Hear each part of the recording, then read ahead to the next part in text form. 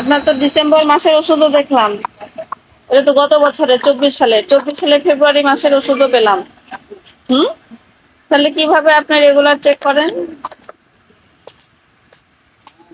তার মানে এই যে দেখেন, ফেব্রুয়ারি 2024 সালের মেয়াদ চলে গেছে।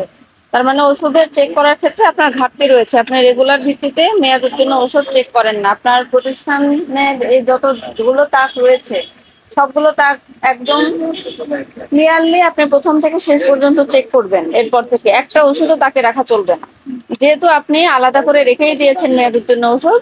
আর যেখানে মেয়াদ পূর্ণ ওষুধ আছে সেখানে তো একসাথে ওষুধগুলো পাওয়াটা অনাকাঙ্ক্ষিত, বুঝলেন? আমাদের আইনে যেটা বলা আছে সেটা হচ্ছে মেয়াদোত্তীর্ণ ঔষধ বিক্রয়ের জন্য 50,000 টাকা জরিমানার বিধান, এবং এই যে দেখেন করবেন পুরোটা 1 বছরের কারাদণ্ডের বিধানও আছে আইনে। আপনাকে সতর্কতামূলক ভাবে 10,000 টাকা জরিমানা আরোপ করা হলো, এটা আপনি পরিশোধ করবেন। এবং আপনার প্রথম থেকে শেষ পর্যন্ত যেটা বললাম, প্রত্যেকটা তার সার্চ করে প্রত্যেকটা মেয়াদ উত্তীর্ণ ঔষধ বের করবেন। যেগুলো বিশেষ করে আগস্ট মাসে কয়েকটা মেয়াদ উত্তীর্ণ আছে, মানে আগস্টে শেষ হয়ে যাবে, সেগুলো শেষের দিকে আর বিক্রি করবেন না, কারণ মানুষের ওষুধ খাওয়ারও তো সময় দিতে হবে। ঠিক আছে? তাহলে আপনি জরিমানা পরিশোধের ব্যবস্থা নেন। পাশের প্রতিষ্ঠানে যাচ্ছে। আর আপনার লাইসেন্সটা এখনো দেখাতে পারেননি। আপনার মালিক ওনার আসার জন্য আমরা ওয়েট করবো না, প্রয়োজন আপনি হোয়াটসঅ্যাপে দিতে বলেন।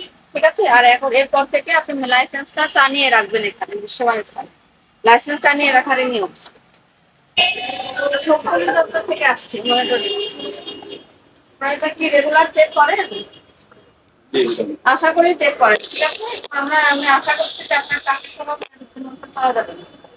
আশা করি ইনশাআল্লাহ পাবেন না। তারপর যদি পাওয়া যায় সেটা কিন্তু একটা অপরাধ, কারণ আপনি মেয়াদোত্তীর্ণ ওষুধ আলাদা করে কোথায় রাখেন? আমাদের এখানে আছে সব। আচ্ছা ঠিক আছে, এটা আমি দেখবো না। এটা আপনি ঘোষণা দিয়েছেন মেয়াদোত্তীর্ণ ওষুধ, এটা ভালো, কিন্তু তাকে যেন পাওয়া না। ঠিক আছে? না রেখে দিয়েছি, এটা একটু সরাতে হবে। আমি একটু ফ্রিজটা চেক করব। ফ্রিজটা কি ওইটা ব্যবহার করব? এটা কি খালি প্যাকেট? খালি না। খালি প্যাকেট কেন রেখে দিয়েছে? মানে ওইটা ধারা 51 দিয়ে দিব না? হ্যাঁ, খালি প্যাকেট, কারণ এই প্যাকেটে দেখেন মেয়াদ। এগুলো তো আপনার কনফিউশন তৈরি করে না। মানে টাকা একটু পরে দিন না, একটু পরে না, বেশি সময় কোথায় ওনাকে আসতে বলেন। ওনার সময় ফেলবো না, এখনই লিখেন না, ওরা দিক তারপরে লিখবেন। আর ওদের একটু সময় লাগবে, 5 মিনিটের মধ্যে ইয়ে করতে বলেন। এই যে খালি প্যাকেট রাখবেন না। মাল কম তো আপনার, তো তাহলে চেক করা আরো সহজ। হ্যাঁ, তাহলে চেক করে পাওয়া যাবে কেন? এটা লোকও নাই তো, এটা কোনো কারণে মিস্টেক হয়ে গেছে। আমরা দেখলাম মোটামুটি আপনার প্রতিষ্ঠান ভালোই পেলাম।